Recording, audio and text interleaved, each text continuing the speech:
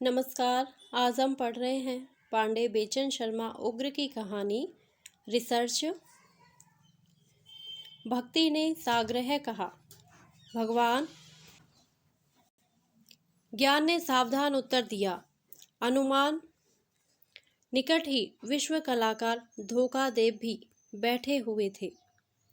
उन्होंने परम श्रद्धा से पुलकित मुख बना अपने गुरुदेव का नाम लेने के पहले आदर के लिए कान ऐंठ गंभीर स्वर में दावे से कहा, सब में प्रधान शैतान।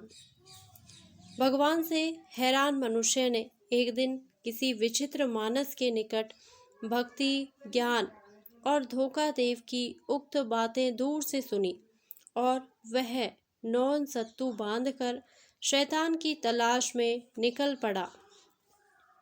राह में सोचने लगा, धोखादेव भी कोई मामूली हस्ती नहीं है, वह विश्व कलाकार है। जरूर ही उन्होंने शैतान से साक्षात्कार किया होगा।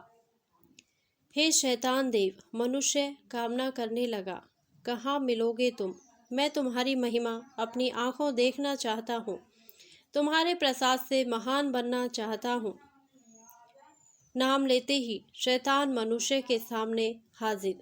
मनुष्य ने आश्चर्य देखा, शैतान गोरे रंग का था।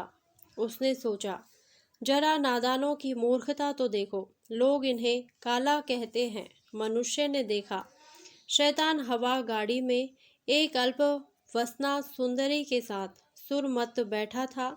सुराहियों और प्यालों से हवा गाड़ी महक और चमक दमक रही थी। शैतान ने मंद मुस्कुराकर इंसान से दरियाफ्त किया कि उसने उसे क्यों याद किया है। आपसे मैं अपरिचित हूँ। मनुष्य ने श्रद्धा से उत्तर दिया, आपकी महिमा तो सुन चुका हूँ, लेकिन एक बार अपनी आंखों देखकर विश्वास करना चाहता हूँ, क्योंकि यह युग प्रत्यक्ष और प्रमाण का है। सड़क से तनिक दूर पर जो पगडंडी थी, उसी पर एक सुंदर बालक बांसुरी बजाता जा रहा था। पगडंडी और बालक को दिखाकर शैतान ने मनुष्य से कहा, गला घोटकर उस बालक को पहले मार डालो, तभी मेरी महिमा देख सकोगे। क्यों? मनुष्य कुछ समझ ना सका। विश्वास की राह में क्योंकि गाड़ी ना अड़ाओ।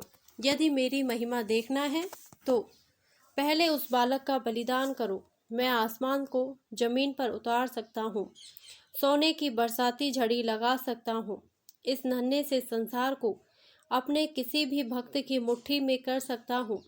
देखो, बालक बांसुरी बजाता हुआ अब तो दूर चला गया, मुझे देर हो रही है। उत्सुक मनुष्य सुंदर बालक की ओर झपटा, उसका खून करने के लिए। शैतान और बांसुरी वाले बालक के बीच में जो पेड़ों का एक झुरमुट था, वही इंसान को भगवान बिना बुलाए वे तलाश मिले। कहाँ सन के जाते हो? बांसुरी वाले का गला टीपने। शैतान की इच्छा से? क्यों? जबान संभालो, वह शैतान नहीं, संसार का महासम्राट है, शहंशाह के राज में विद्रोही। तू कौन है? हट, मैं इस समय राज सेवा में तत्पर हूँ। सावधान, नादान इंसान, पछताएगा शैतान के चक्कर में पड़कर। संसार का सम्राट वह नहीं, मैं हूँ, भगवान। तू सोने की झड़ी लगा सकता है? सोने की झड़ी से पानी की बरसात विशेष जीवन देती है।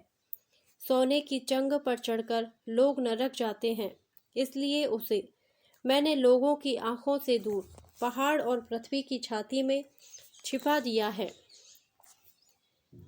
ही गप्पी, अच्छा, स्वर्ग को पृथ्वी पर उतार सकता है तू?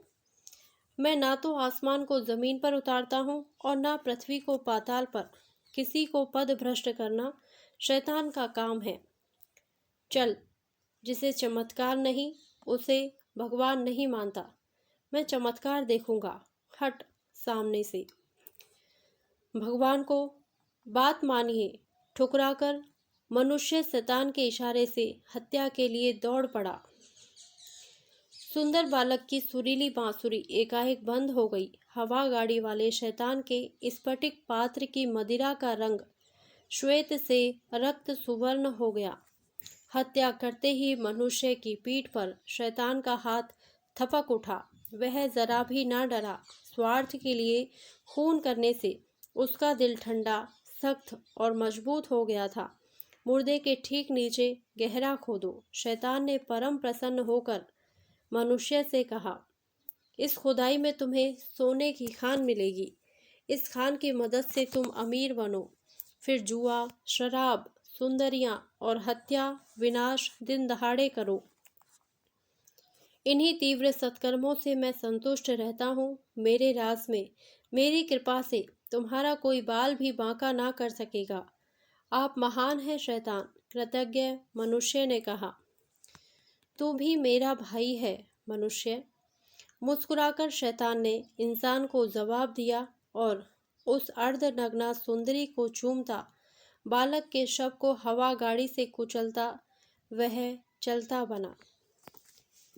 धन्यवाद। यदि आपको यह कहानी अच्छी लगी हो तो प्लीज़ मेरे वीडियो को लाइक करें, शेयर करें और मेरे चैनल को सब्सक्राइब करें। Thank you.